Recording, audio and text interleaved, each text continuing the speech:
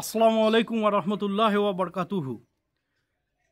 Brother ইসলাম, আশা করি আল্লাহর হুকুমে সকলে ভালো আছেন, আর সকলে ভালো থাকুন, সুস্থ থাকুন, একক আল্লাহর ইবাদত করুন, এই আশা সকলের কাছ থেকে করি। কেননা আমাদেরই ইসলামের অনুসারী মৌলানারা, বড় বড় মুহাদ্দিসরা ইসলামকে ৭৩ ভাগে ভাগ করে ফেলেছে বা করে ফেলবে। কিছু তো তার মধ্যে হয়েই গেছে, যেমন শিয়া, সুন্নি, আবার ওই আহলে হাদিস বা কাদিয়ানি বা আপনার জমাতি তবলিকি। তো আমাকে কোন লাইনটা ধরতে হবে? আল্লাহ বলে দিয়েছেন সূরা আলে ইমরানের ১০৪ নম্বর আয়াত, ১১০ নম্বর আয়াত, কোনটা সঠিক লাইন সেটা ওই আয়াতের মাধ্যমে বলে দিয়েছে। এবার আপনি তাফসীরুল কুরআনে এনে বুঝে নেবেন যে কোন আয়াতটা আমাকে বলে দিয়েছে। যাই হোক, এই আশা সকলের কাছ থেকে করি। এর আগে আমি 17/10/2025 বয়াতের বিষয়ে পার্ট 31 বানিয়েছিলাম এবং শেষ ছিল। তো তারই কিছু অংশ বাকি রয়ে গেছে, সেইটা এবার আপনাদের ঘরে বলছি। যে যার হাতে বয়াত হলেন বা যার হাতে আপনার ছেলেকে বয়াত করলেন, তো সেই ব্যক্তি, এত আগে মসজিদের ইমাম যদি হয় তাকে আগে বলতো উস্তাদজি, এখন বলা হয় মসজিদের ইমাম বা মৌলানা বা হাফেজ সাহেব। তো যাই হোক, তো ওই উস্তাদজি বা গুরুজি, গুরুদেব যে হচ্ছে আসল, সে হচ্ছে আপনাকে বয়াতকারী। সে আপনার চাচি হতে পারে যদি জানে ওই আয়াতটা সূরা মুমতাহিনার, কিংবা আমি বলে দিয়েছি এই আগের ভিডিওয় 31 নম্বর পেলে ওটা লিখিত করে রেখে দেবেন, আপনার জীবনভর ওটা কাজে আসবে, মৃত্যুর পরেও কাজে আসবে। ওই আয়াত মৃত্যুর পরেও কাজে আসবে যদি আপনি সঠিকভাবে কাউকে দিশা দেখিয়ে দিতে পারেন। তবে যদি সেই ব্যক্তি ইসলাম বিরোধী কোনো কথা বলে বা কার্যকলাপ বলে, তো সেইটা মানবেন না। তাতে আপনার উস্তাদি হোক কিংবা আপনার মা বাপও যদি হয়, যদি সে আল্লাহ বিরোধী কাজ করতে বলে বা আল্লাহ আদেশ বিরোধী কাজ করতে বলে বা হুকুম করে, তো সেগুলো অমান্য করলে এগুলোতে কোনো গুনাহ হবে না। কোরআনের মধ্যেও আছে কয়েক জায়গায় যে যখন সে শরীয়ত বিরোধী কথা বলবে বা কাজ করতে বলবে, সেটা আপনি অমান্য করলে আপনার কোনো গুনাহ হবে না। অনেক বলে সেটা আবার কীরকম, যেমন মনে করুন যে কোনো জায়গায় পীরের মাজারে যারা সেবা করে, খিদমতকারীকে, কারককে খাদেম বলা হয়। ওই ঝাড়ু মারা বা আগরবাতি জ্বালানো, এগুলো কোনো প্রয়োজন নেই। তো সেই সব লোকের হাতে বেশি বয়াত হয়, ওরা যেন ঠিকে নিয়ে রেখেছে বয়াত করার, কিন্তু অ্যাকচুয়ালি তা নয়। হয়তো তারা সঠিকভাবে জানেই না সূরা মুমতাহিনার আয়াতের যে বিষয়গুলো আছে বা এক্সট্রার যে আমি বাকি 7টা বলেছি, তার টোটাল 11খানা জিনিস তারা সঠিক হয়তো জানেই না। তো তারা যদি বেলাইন বলে, বেলাইন কিরাম বলবে যে ওই পীর থেকে উপকৃত হয়, ওই পীর থেকে ক্ষতি হয়, ওই পীর থেকে এই করতে হয় তাই করতে হয়। সেইটা যখন আপনার মাথায় আস্তে আস্তে আস্তে আস্তে স্লো পয়জন ঢুকাবে, তখন আপনি যদি বুঝতে পারেন যে আল্লাহ থেকে সরিয়ে দিচ্ছে আমাকে, আল্লাহর ভালোবাসা থেকে সরিয়ে দিচ্ছে। ঈমান আল্লাহর ওপর আনবেন, ভালোবাসা আল্লাহর ওপর আনবেন, গভীরতা আল্লাহর ওপর আনবেন, আত্মীয়তা আল্লাহর সাথে করবেন, মনের ইচ্ছা আল্লাহর কাছে জাহির করবেন। এইটাই হচ্ছে ইমানদারের লক্ষণ। যখনই বলবে এই পীরের অনেকজন আছে দেখবেন মসজিদে ঢুকে গেল, যেমন ঢুকে গেল, নামাজ পড়ে বেরিয়ে চলে এলো, পশ্চিম দিকে পিছন করে এলে, পিঠ করে এলে কোনো গুনাহ হয় না মসজিদে, হয় কি হয় না? তাহলে পীরের মাজারে দেখবেন অনেকজন সামনের দিকে যাবে, যখন ফেরত আসবে তখন ওই পীরের দিকে মুখ করে পেঁচু হেঁটে হেঁটে আসবে। তার মানে কি, মানে আল্লাহর থেকে বড় হচ্ছে পীর, ওইটাই হচ্ছে শিরিক, ওইটার নামই শিরিক। আর ওইটার জন্যই আপনাকে বিনা হিসেবে জাহান্নামে নিয়ে যাবে। যদি আপনি এতটা মান্যতা দেন, তুমি মসজিদে গেলে, মসজিদে যখন বেরিয়ে আসছো তখন তুমি মানে পিঠ করে চলে এলে, তাতে কোনো গুনাহ হয় না। তুমি ওইখানে গেলে তোমার গুনাহ হয়ে গেল, ওটা শিরিক। তো এবার ওই হিসেবে তখন ওই যে খাদিম, সে তার বিজনেস চালানোর জন্য তখন বিশ্বাস দেওয়া হবে আপনাকে যে ওই পীরের মাজার থেকে উপকৃত হয়। একটা সূরা জিনের 21 নম্বর আয়াত বলছি, আল্লাহর ওয়াস্তে শুনুন আর ইসলামের ওয়াস্তে শুনুন, নিজের ওয়াস্তে শুনুন। আল্লাহ রসুল সাল্লাল্লাহু আলাইহি সাল্লামকে বলছে, বলুন নবী আমি, অর্থাৎ নবী মানুষদের উদ্দেশ্যে বলছে যে আপনি আপনার উম্মতদের উদ্দেশ্যে বলুন যে আমি তোমাদের ইষ্ট ও অনিষ্টের মালিক নয়।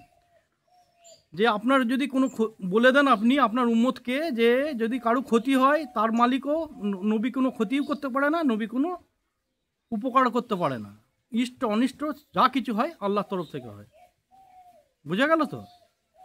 তাহলে যদি নবীর হাতে কিছু এটা না হয়ে থাকে তাহলে ওই পীরের হাতে কি করে হতে পারে? জীবিত নবীরকে বলেছেন, নিশ্চয়ই আয়াত জীবদশায় ছিল আমার রসুল সাল্লাল্লাহু আলাইহি সাল্লাম যখন হায়াতে ছিলেন তখন বলেছে। তাহলে ওই মৃত পীর যারা দুনিয়া থেকে গুজরে গেছে, আমি তাদের খাড়ে মরা বলতে চাই না, ওরা আবার বলে পীরদের খাড়ে মরা বলতে নেই, কেন আল্লাহর ইয়েতে কোনোদিন ওই পীরের ইয়েটা উল্লেখই নেই। যাই হোক, আমি অত ঝঞ্ঝাটে যেতে চাই না, তবে মনে রেখে দেবেন যদি ওরকম ধরনের আল্লাহর থেকে ভালোবাসা কমিয়ে পীরের দিকে অগ্রসর করে তাহলে সেইগুলো মান্যতা দেবেন না, তার হাতের বয়াত ক্যান্সেল করে আপনি অন্য লোকের হাতে বয়াত হতে পারেন, বা সেই মান্যতা না দিলেও হবে। সে আপনার মসজিদের ইমামই হোক, বা আপনার যদি মতোয়ালি যদি বলে যে কথার কথা যে অমুকে ঝাড়ে বাঁশ আছে যা কেটে নিয়ে আয়, মাতোয়ালির কথা মানে মান্যতা দেওয়া জরুরি আছে, কিন্তু যখনই বলে দেবে যে অমুকের এই নিয়ে আয় অমুকের তাই নেই, সেটাকে যদি বিনা পারমিশনে নিয়ে আসেন আপনার গুনাহ হবে। আর মাতোয়ালি মানে কেউ যদি মাতোয়ালি উপর হয়ে যায় সে তো অনেক কিছু মনে করে, নিজেকে নিজে প্রধানমন্ত্রী মনে করে, তো সেই হিসেবে তার যার কাছ থেকে মাল নিচ্ছেন তার বিনা ইজাজত নিলে আপনাকে গুনেগার হয়ে যাবে। যখন ওরম ধরনের কার্যকলাপ বলবে যে অমুকের জমি থেকে এটা নিয়ে আয়, কি অমুকের পুকুর থেকে এটা ধরে নিয়ে আয়, কি অমুকের গাছ থেকে এটা পেড়ে নিয়ে আয়, আপনি ওর কাছে পারমিশন নিয়েছেন? যদি না হয় তাহলে সেই ব্যক্তির কাছে আপনি কি পারমিশন, যে ভাই এরম এরম মতোয়ালি বললো কি আপনার সঙ্গে কথা হয়ে আছে, তাহলে আমি নেবো, না হলে নেবো না। যদি বলে না তাহলে নেবেন না, ফেরত আসবে, মাতোয়ালির কথাও শুনতে হবে না, হয়তো আপনাকে এক ঘরে করে দেবে। মাতোয়ালি তো একটাই জিনিসই পড়ে, পাড়া থেকে বহিষ্কার করে দেওয়া, এছাড়া কিচ্ছু করতে পারে না। তবে আপনি ইমান থেকে লড়বেন না, আল্লাহ আপনার সাথে আছে, আপনি একদিন না একদিন জয়ী হবেন। ঠিক আছে? তো এবার আজকে যে ভিডিও চালু করলাম, যে অর্থাৎ যে বয়াত জারি হাতে হন না কেন, সে যদি ইসলাম বিরোধী কোনো কাজ বলে, এমনকি নিজের মাও যদি বলে আল্লাহ বিরোধী কোনো কাজ করতে বলে তখন, বা শরীয়ত বিরোধী কোনো কাজ করতে বলে, তখন আপনার মায়ের থেকেও সম্পর্কটা একটু দূরে করে নিতে হবে। মাকে মায়ের মতো ভালোবাসবেন, কিন্তু তার কথা মান্যতা, ওই সব কথাগুলো মান্যতা দেওয়া যাবে না, তখন আপনাকে সেখান থেকে সরে যেতে হবে। এই হয়ে গেল বয়াতের বিষয়। আজকে বলবো যে মিরাজের বিষয়। এই মিরাজের বিষয়ে আপনারা জুড়ে থাকুন। মিরাজে কি ঘটনা ঘটেছিল, কোথায় গেছিলো, নবী আল্লাহকে দেখেছিলেন কি না, এই সম্বন্ধে এগুলো চেপে রাখা আছে, এগুলো কোনোদিন কেউ বয়ান করে না। আমি আপনাদের সামনে বয়ান করব, বা যারা বয়ান করে ভুড়ুং ভাড়ুং করে, আমি হাদিস দেখে দেখে বলবো, যেটা আপনাদের কাছে যদি ভালো লাগে, নবীর বিষয়ে যদি ভালো লাগে, জানতে ইচ্ছুক হয়ে থাকেন, তাহলে জুড়ে থাকবেন। ঠিক আছে? তো তার আগে আল্লাহর সাহায্য নিই। রব্বিস রাহিল বিসমিল্লাহির রহমানির রহিম। রব্বিস রাহিল সদরি ওয়াসিরলি আমরি আহলুল উকদাতাম মিন লিসানি ইয়াফকাহু কওলি ওয়া কুনুদ্দিনু কুল্লুহু লিল্লাহ বিসমিল্লাহি মাজরিহা ওয়া মুরসাহা ওয়া তাওয়াক্কালতু আলাল্লাহি কাফি জাআল হাক্কু ওয়া জাহাকাল বাতিল ইন্নাল বাতিলা কানা যাহুকা জাযাল্লাহু আন্না মুহাম্মাদান বিমা হুয়া আলুহু। আমি কয়েকটা হাদিসের বই থেকে এগুলো বের করেছি। তিরমিজি আছে, এর মধ্যে তিরমিজি আছে, কসাসুল আম্বিয়া আছে, বুখারি আছে, আর মুসলিম শরীফ আছে, এবং যেখান থেকে মিরাজের বিষয় পেয়েছি আমি, কয়েকটা কিতাবের বইও আছে, মিরাজের বিষয় নিয়ে বইও আছে, সেগুলোও কিনে রেখেছি। সেখান থেকে যেটা আমাকে ভালো লেগেছে সেইগুলো এনে, যেগুলো মানুষের উপকৃত হবে সেগুলো আপনাদের সামনে পেশ করব। আপনারা জুড়ে থাকুন। যেটা ঘটনাটা কবে ঘটেছিল, রজব মাসের 27-এর চাঁদ যেদিন ছিল, সেই রাতকে শবে মিরাজ বা নিশির সফর বা ইসরা বলে থাকে। এই রাতে সশরীরে আল্লাহ তাআলার কাছে গিয়েছিলেন বিশ্বনবী হজরত মোহাম্মদ রসুল্লাহ সাল্লাল্লাহু আলাইহি সাল্লাম। তিনার হিজরতের 1 বছরের আগে, মানে মক্কা থেকে চলে আসার 1 বছর আগে, হিজরত হওয়ার আগে। ঠিক আছে? নবুয়ত পাওয়ার 12 নম্বর বছরে হয়েছিল, সঙ্গে সঙ্গে নিয়ে যায়নি। নবুয়ত পাওয়ার 12 বছর যখন নবুয়তের বয়স হয় তখন। ঠিক আছে? তো এবার কি হয়েছিল, তার আগে কি কি ঘটনা ঘটেছিল সামান্য একটু আপনাদের কাছে বলছি, ভিডিও বড় হয়ে যাচ্ছে। তো আম্মা খাদিজা রাদিয়াল্লাহু তাআলা আনহা ইন্তেকালের পর রাসূল সাল্লাল্লাহু আলাইহি সাল্লামের চাচা আবু তালেব ইন্তেকাল হয়, কোনো হাদিসে এসছে।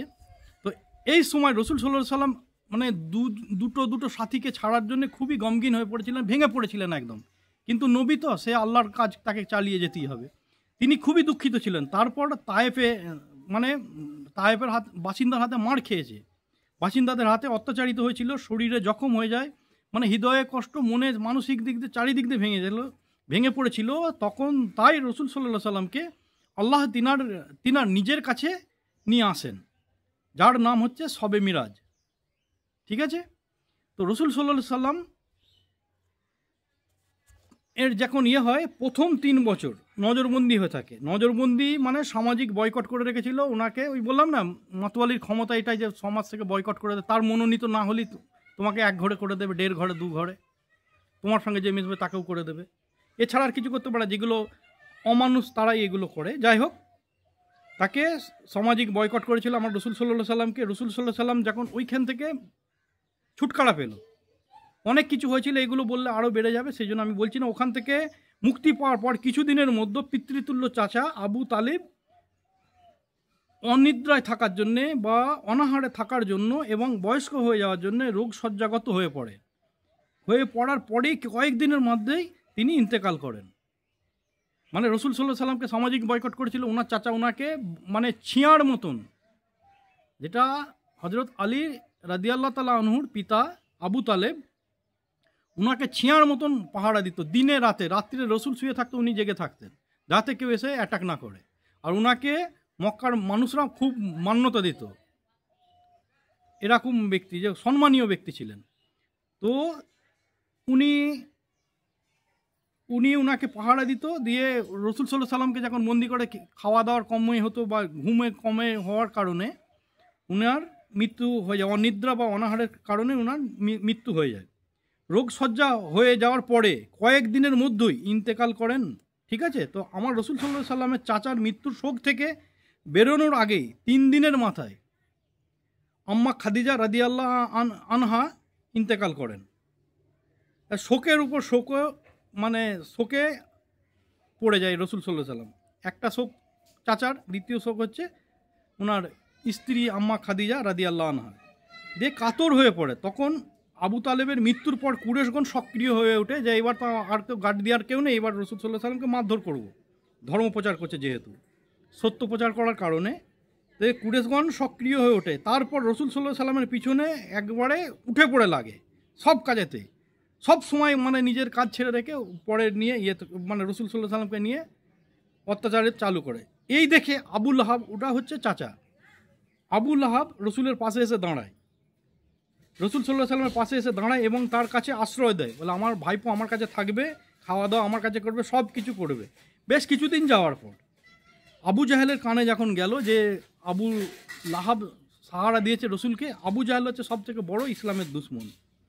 তো আবু জাহেল একদিন আবু লাহাবের সঙ্গে গোপন মিটিং করে বলে তুমি কি করছো, আমাদের যে ব্যবসা চলছে এই কাবার মূর্তি দেখিয়ে যে কামাচ্ছি আমরা লোককে বোকা বানিয়ে, যে মূর্তি উপকার করতে পারে, সেই তো বিজনেস বন্ধ করে দেবে আমার ভাইপোরা, তোমার ভাইপো। তুমি কি করছো, যে তুমি কি হতে চাও যে গরিব হয়ে যাবে অর্থ থেকে, বা তোমার একটা ডাক আছে, তোমাদের কুরেশি একটা মান সম্মান আছে, মানে বংশ মর্যাদা আছে, গৌরব আছে, সেগুলো তো সব নষ্ট করে দিচ্ছে তোমার ভাইপো একক আল্লাহর ইবাদত করিয়ে।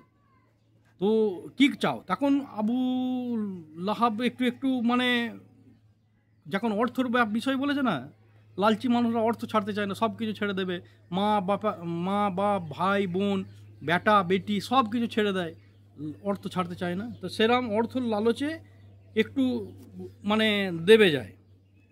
তো তখনও কিন্তু আর কি আবু লাহাব নিজের ভাইপোকে ছাড়িনি একবারে, কিন্তু ওনার উপরে একটুখানি আক্রোশ হয়েছে।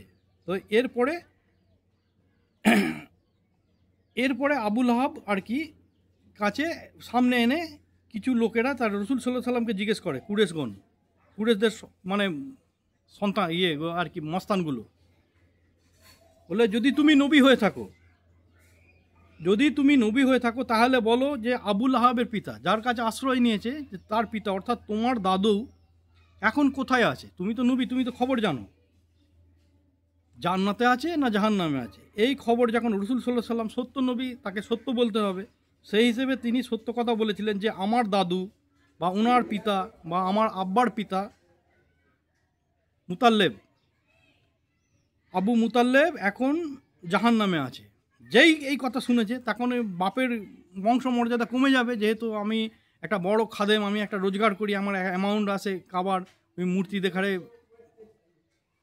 মানে উপস্য করিয়ে যে একটা হাদিয়া বা দক্ষিণা বা উত্তরাক্ষিণা বা যাই হোক একটা আসে, সেইটা থেকে তো বঞ্চিত হয়ে যাবে। হট করে রেগে গিয়ে বললে, তুমি কি কথা বললে? আবু লাহাব রাগান্বিত হয়ে বললে, তোমার কথা তো ভালো নয়, একদম বড় মন্দ কথা, যে তুমি তোমার বংশের লোককে বদনাম করছো। তোমার উপর দয়া করে আমি আমার ঘরে আশ্রয় দিলাম আমার ভাইয়ের ছেলে ভেবে, বা খাওয়ান দাওয়ানো করলাম, আমার ঘরে আসার পর তোমার সুরক্ষিত হয়ে গেলে, তারপরে কি তুমি এই আমার নিজের বংশকে অপমান করছো? এই মুহূর্তে তুমি আমার ঘর থেকে বাহির হয়ে যাও। তুমি আমার আব্বাকে জাহান্নামী বলেছো, তুমি আমাদের বংশের কলঙ্ক বা বদনাম করে বেড়াচ্ছ, তুমি আমার ঘর থেকে বের করে দাও। তাই এইখানে আবু লাহাব বের করে দেয় যখন এই কথাটা শোনে। ঠিক আছে, তো এতে আরও কি পেলো যে কুরেশগণ বল পায়। কথাসুল আম্বিয়ার পেজ নম্বর হচ্ছে 233 থেকে 240 মধ্যে এই হাদিসগুলো আছে বললাম। এতে আরও বল পেয়ে যায় মক্কার কুরেশগণ। তারা সিদ্ধান্ত নেয় যে এই সুযোগে মক্কা থেকে রসুল সাল্লাল্লাহু আলাইহি সাল্লামকে তাড়িয়ে দেওয়া যাক। তো রসুলের উপর চড়াও হয়ে দুটো কথা বলে যে, মোহাম্মদ তুমি মক্কা ছাড়ো, না হয় ইসলাম ছাড়ো, সাল্লাল্লাহু আলাইহি সাল্লাম। তো রসুল সাল্লাল্লাহু আলাইহি সাল্লাম বললে, আমি ইসলাম তো ছাড়তে পারি না, আমি যেহেতু আল্লাহর নবী, তো আমি মক্কা ছেড়ে দেবো। দিয়ে মক্কা ছেড়ে চলে যায়। রসুল সাল্লাল্লাহু আলাইহি সাল্লামের আশ্রয় সন্ধানে তায়েফে যায়। তো তিনার সঙ্গী ছিলেন জায়েদ বিন হারিস। এই জায়েদ রাদিয়াল্লাহু আনহুর নাম কুরআনের মধ্যেও আছে, একটা সাহাবীরই নাম আছে যেটা কুরআনে, সেই নাম হচ্ছে জায়েদের। যাই হোক, এরপর থেকে আগের ভিডিওতে বলবো, এই নিয়ে এখন তায়েফে যাচ্ছে। এবার তায়েফে কী ঘটনা ঘটেছিল এর নেক্সট ভিডিওতে বলবো। আপনারা যদি আল্লাহর রাস্তায় জুড়ে থাকেন তো জানতে পারবেন।